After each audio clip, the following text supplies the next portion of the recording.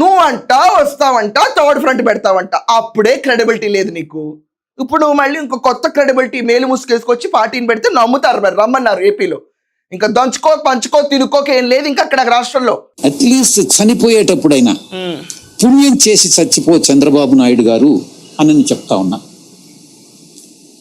మంచి కార్యం చేయండి, ప్రజలకు ఉపయోగపడే కార్యక్రమం చేయండి. అంతేగాని ప్రజలను రాజకీయ ప్రత్యర్థులను ఎప్పుడు నువ్వు శత్రువులుగా చూడొద్దు. రాజకీయ ప్రత్యర్థిగానే చూడండి. మీరు ఓ వేదాలు వల్లించే పెద్ద అయినా మొత్తం తల గెడ్డం మెరిసిపోయింది కాబట్టి పెద్ద అయినా అని అంటారు. కాకా నువ్వు కొంచెం ఆగు.